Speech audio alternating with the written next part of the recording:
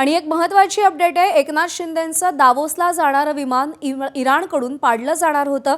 आमदार रोहित पवार यांनी हा गंभीर आरोप केलाय। व्हीएसआर कंपनीच्या बेजबाबदारपणामुळे हा प्रसंग ओढवल्याचं रोहित पवार म्हणतात। परवानगीशिवाय हद्द ओलांडल्यामुळे ही धमकी देण्यात आली होती असं रोहित पवारांनी सांगितलंय। बहरीनवरून झुरिचला हे विमान निघालं होतं। इराणनंतर इराकनंही शिंदेंचं विमान पाडण्याची धमकी दिली होती असं रोहित पवार म्हणतात। परदेशात जाताना व्हीएसआरनं परवानग्या घेतल्या नव्हत्या असा दावा रोहित पवार यांनी केलेला आहे।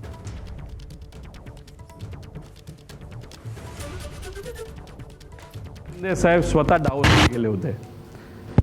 हे विमान म्हणजे 16 ते 20 जानेवारी दरम्यान 23ला हे दावोसला विमान गेलं होतं। कुठलंही विमान व्हीआयपीला घेऊन जात असेल, नाहीतर तुम्ही स्वतः जात असाल तर फ्लाईट प्लॅन द्यावा लागतो। फ्लाईट प्लॅन जात असेल, समजा आपण पुण्यावरनं समजा दिल्लीला चाललोय, राजस्थानच्या एअरपोर्टला सांगावं लागतं, ETCला सगळ्याला सांगत क्लिअरन्स घेत पुढे जावं लागतं की दुसरं विमान आहे का। आणि जर इंटरनॅशनल प्रवास असेल तर मग तिथे आपल्याला बघावं लागतं की दुसऱ्या देशांची परवानगी आहे का। आणि बिना परवानगी जर विमान त्या देशामध्ये गेलं तर ते विमान पाडलंही जाऊ शकतं। आणि तसंच काहीतरी हे एकनाथ शिंदे साहेबांच्या बाबतीत घडलं अशी माहिती आमच्या आहे। आणि त्यांनी सांगितलं होतं, तुम्ही जर आत्ताच्या आत्ता नाही वळला तर तुमचं विमान आम्ही पाडू।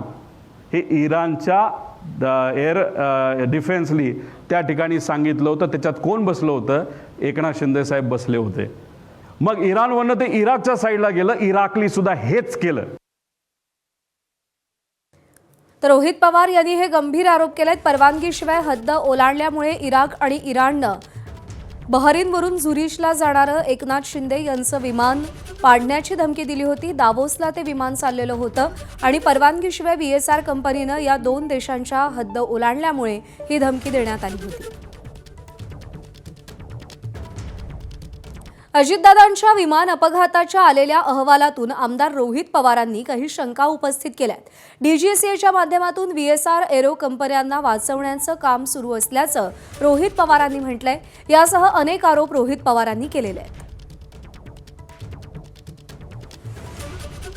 सुरुवातीला जर आपण बघितलं तर बारामतीला जिल्हा करून टाकला ह्यांनी।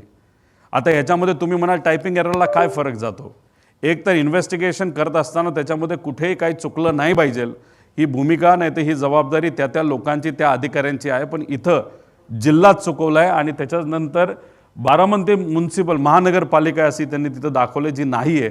म्हणजे या टायपोग्राफिकल एरर हे जे झाले त्याच्यावरनं AIB किती सिरियस आहे या रिपोर्टबद्दल हे आपल्याला त्या ठिकाणी कळतं।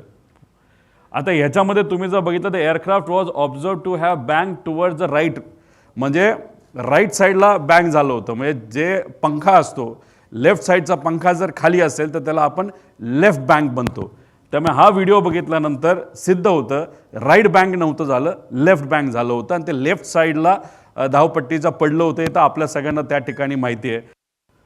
आता ह्याच्यामध्ये 2023ला जो मुंबईला ॲक्सिडेंट झाला होता लेअर जेटचा, ते सुद्धा VSR कंपनीचं, त्याच्यामध्ये इन्व्हेस्टिगेशन टीममध्ये श्री के रामचंद्रन असिस्टंट डायरेक्टर हे लिहिलं होतं आणि मग त्यानंतर इन्व्हेस्टिगेटर कोण आहे तर हे लिहिलं, हे झालं 23चं। मग आता कालचा जो अजितदादांचा रिपोर्ट आलाय त्याच्यामध्ये कुठल्या इन्व्हेस्टिगेटरचं नाव लिहिलंय का?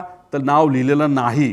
कदाचित इन्व्हेस्टिगेटरच घाबरले असतील। याच्यात मॅन्युप्युलेशन, कागदपत्राची हेराफेरी आणि याच्यामध्ये इतक्या गोष्टी होणार आहे तर नावच देऊ नका, म्हणजे उद्या जाऊन कुणी त्या लोकांवर आक्षेप घेणार नाही, अशी कदाचित त्या ठिकाणी भूमिका असावी। ABP माझा, उघडा डोळे बघा नीट।